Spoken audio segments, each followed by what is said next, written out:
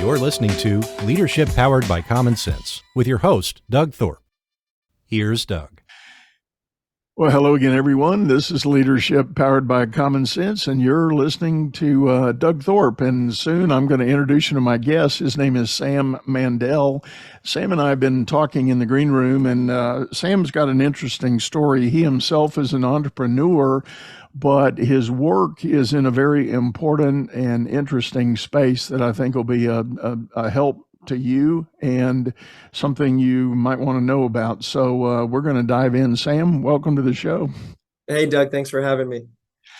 Yeah, so give us that backstory. Tell us a little bit about your journey to entrepreneurship and what has happened at your company over its span. 10 years now, I think you told me, right?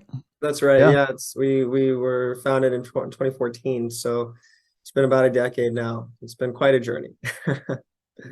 Well, tell us a little bit of your backstory prior to that. What were you involved in, and how did you kind of shape the idea of what you're doing right now?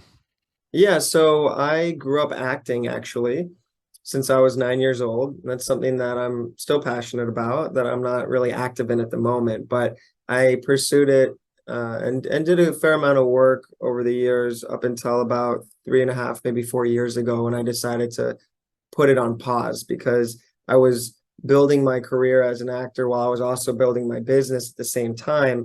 And it was extremely challenging and stressful. And I didn't feel like I was really getting as far along in either one as I really wanted to. And I was really wearing myself out. So I decided to just put it on pause. But I grew up acting, and as an actor, you even if you're, working a fair amount, most actors really need to make money elsewhere because it's just inconsistent. Sometimes it's small money. You don't know when your next check is going to come, and you really got to have something else that's a little bit more stable. I think like less than 5% of all actors can actually, make a living just acting. So I was in the other 95%, and I worked in a lot of different industry. I worked in, like so many actors do, in the restaurant business. I worked in retail, finance, hospitality. I mean, all kinds of different industries. And I always was entrepreneurial, even as a young child. I would, walk my neighbor's dogs. I would wash cars in the neighborhood. I would buy a big rack of cup of noodle soups at Costco for a few bucks and then sell them, and get 30 of them or whatever and sell them for a couple bucks a piece at school. So I was always, looking for ways to do stuff. And that's just, I think, naturally in me. About 10 years ago in 2014, I co-founded Ketamine Clinics Los Angeles with my father, Dr. Sam Mandel. And we created this clinic together. I'm not a clinician. I'm the CEO. I take care of everything that's not direct clinical work. And we founded this clinic providing ketamine infusions for mental health, which is a relatively new treatment and mostly not very well known. And that's one of the reasons why I'm happy to speak with you today is, to share what it is and how it works and to help educate people on it as an option, because it's an amazing treatment for depression, PTSD, suicidality, and anxiety, and other mental health conditions. And the way we got, go ahead. No, go ahead. I was going to say, I'd like to know more about the gist of, how it manifests itself and how, treatments are decided, and because it was new to me when I first read your bio. Yeah. And so the way we kind of fell into it is just my father's an anesthesiologist, and he also has a master's degree in psychology, and ketamine is an anesthetic, and he is an expert at using that, and he also had an interest in mental health, and I did as well. I actually volunteered for a teen-to-teen suicide prevention line when I was 12 years old, and I took calls from kids in crisis a couple days a week after school, and that was some of my early kind of training exposure to people dealing with, suicidal thinking. And I have a lot of friends and grew up with a lot of friends and family who have struggled with mental health, unfortunately, and addiction, and people that I've lost to suicide. And my father, the same for him in terms of just the family, friends, etc. So it's a personal issue for both of us, a personal passion. And ketamine is an old anesthetic. It's been around since the 60s. It was FDA approved in 1970. as an anesthetic for humans. And it's also used in veterinary medicine, so people know of it as a horse tranquilizer or a cat tranquilizer. It's also a drug that people use recreationally, known as Special K. So there's some stigma around it because some people think it's just a bad street drug. That's just one way that some people use it. It's also a pain reliever, an analgesic. It's used in ER departments and in crisis situations to, sedate people or to, relieve them of pain. So it's a very ubiquitous drug, has a lot of different uses, very safe, very effective drug. And in the last 20 years, they started to prove it as a really, really effective treatment for mental health when used in sub-anesthetic doses. So much smaller doses than traditionally given through an IV infusion. So it's, a continuous steady rate for about an hour in our clinic. You come in, you have the IV, and you do this 6 times over 3 weeks, basically 2 to 3 weeks. That's a course of treatment. Typically you would come in, do the paperwork, be brought back to a private room, have a really comfortable recliner, pillows, blankets, noise canceling headphones, a sleep mask, music with, lots of relaxing sounds or, lyric free music. And you have this kind of experience that the ketamine produces. And it's a really, really powerful medicine because it treats people both psychologically and it also treats them neurochemically on actual, modifying their brain chemistry. So it's a very, very effective treatment. It works in treatment resistant cases when people are not benefiting from anything else, including, the traditional pills, SSRIs, SNRIs, or even other more invasive treatments or therapies. So it's pretty amazing. And when we just heard about the early research, we got really excited, started looking into it, seemed all very positive, started doing it for some people, and the results were nothing short of miraculous.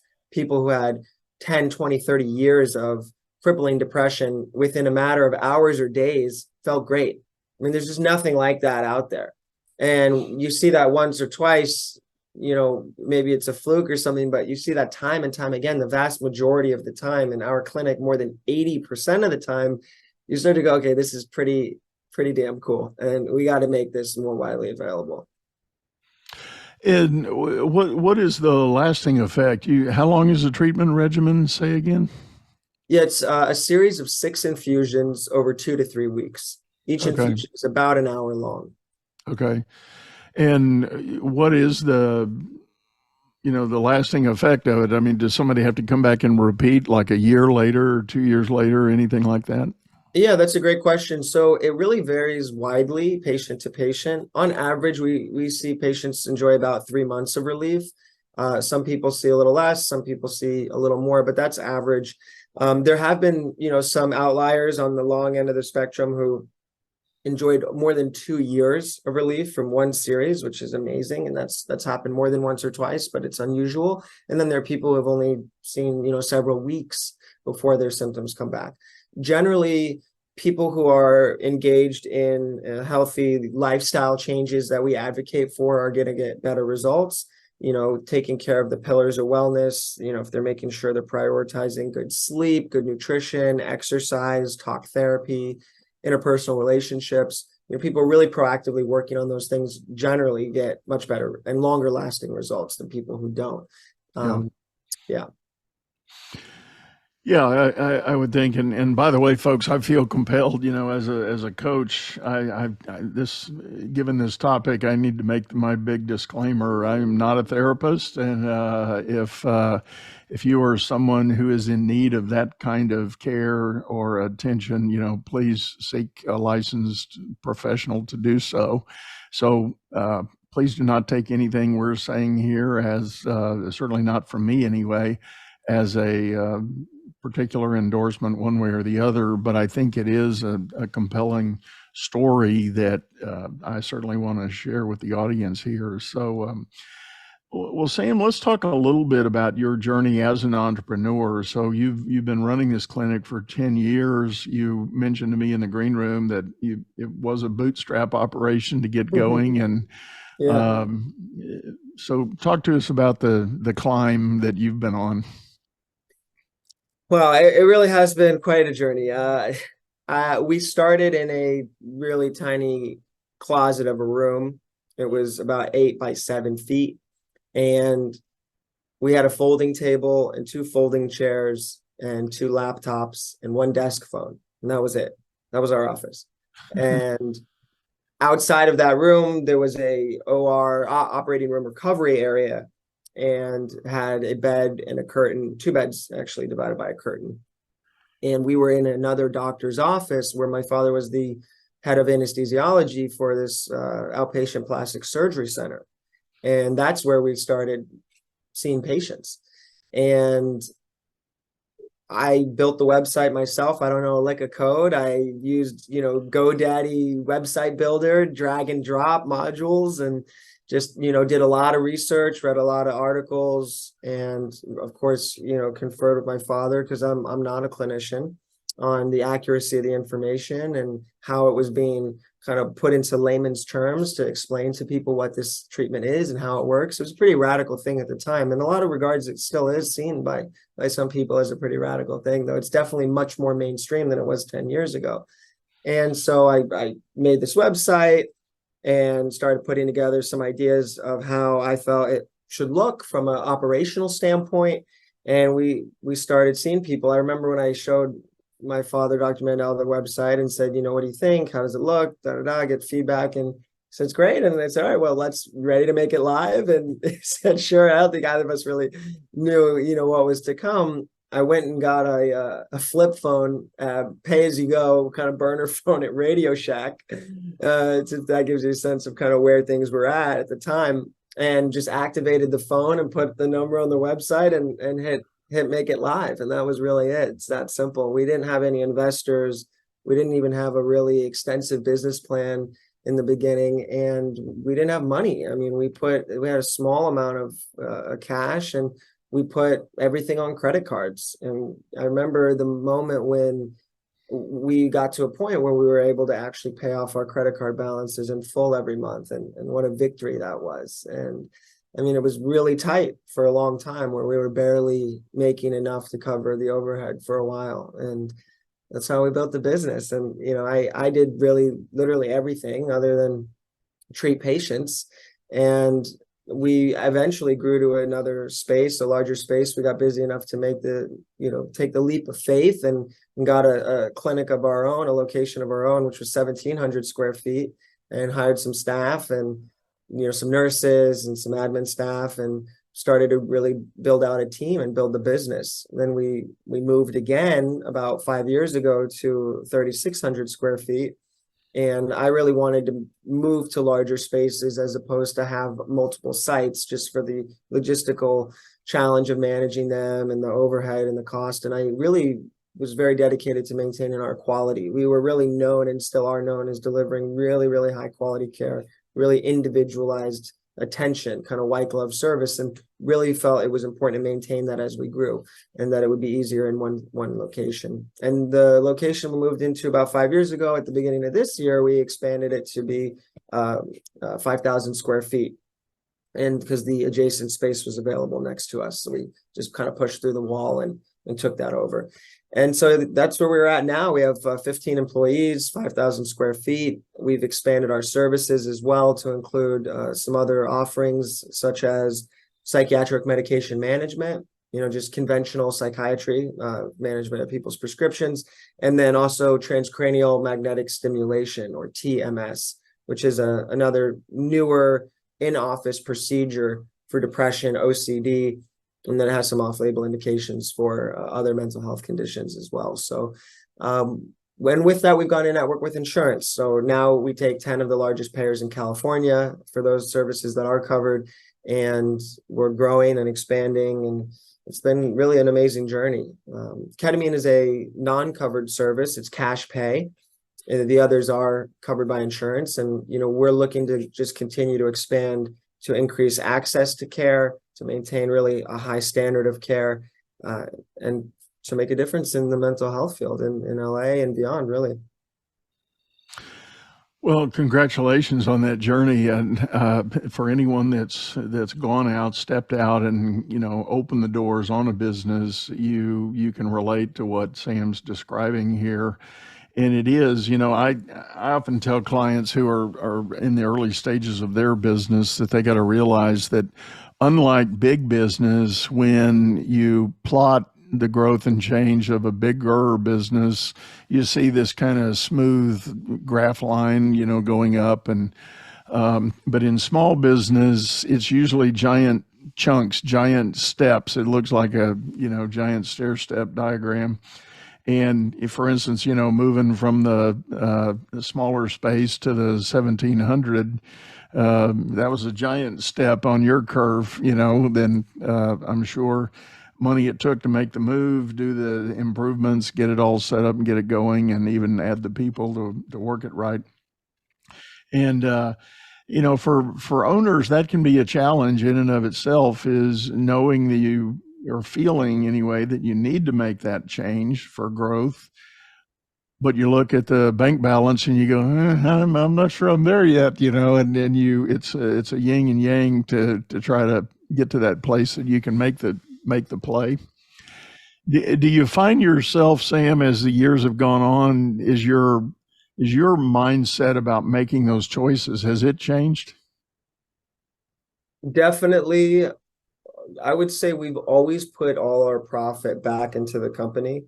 And that's something that we've done to continue to grow and expand. We've had a lot of investors approach us over the years, and our space is a rapidly growing kind of hot one right now in a lot of ways. And we've said no to everyone, private equity, venture capital, publicly traded companies, especially coming out of Canada, and, wealthy individuals and all kinds of different offers. And we've said no to all of it because we haven't wanted to relinquish that control and let someone else come in to what is really our baby.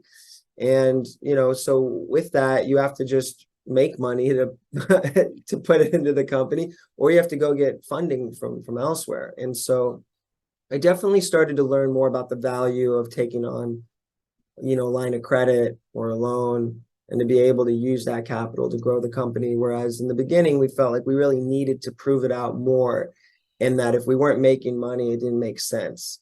And if I could go back, I would have probably taken capital sooner. I think it could have helped us to grow faster and definitely helped me to sleep better. But at the same time, I think there was so much value in doing it the way we did, because I learned to run real lean. I watched every dollar, and I still do, frankly, but I watched it like a hawk, and I really had to think long and hard about what made sense. It did limit me, though. It limited us because I needed to see an immediate return on things, and I couldn't afford not to. Now I'm able to work with a much longer time horizon, and I can make investments in the business today that I know may not net a return for a year or a year and a half, and that's okay.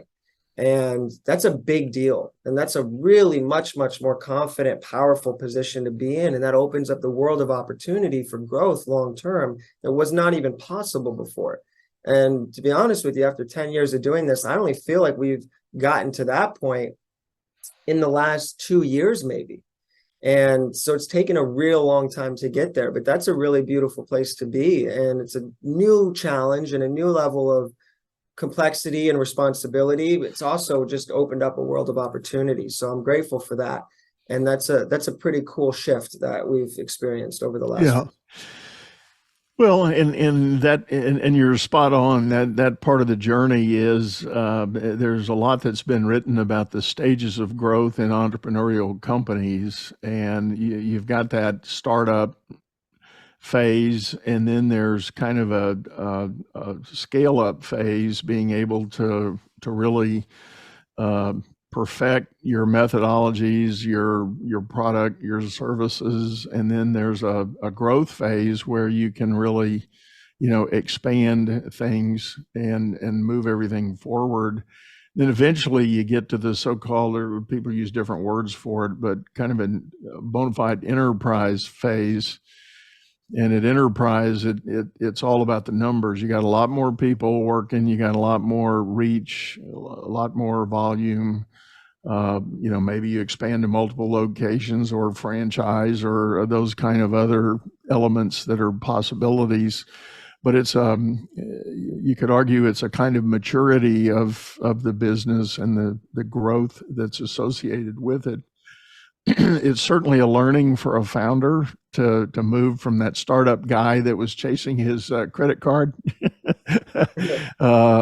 to somebody that has that ability to look at long-term opportunity and see the vision and see the chance for additional success. So, if you don't mind sharing, what is your big picture vision right now for the business? Yeah, of course.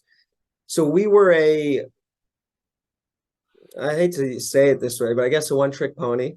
And we had one service, cash pay, and that was it. And it wasn't that we were so in love with the service or it was even so wildly profitable. We loved that it was so effective. We were really dedicated to transformation, really, really passionate about the impact that we were able to have on people. And it just worked faster, better, and safer than anything else available. When I say it, I'm referring to ketamine infusions for mental health.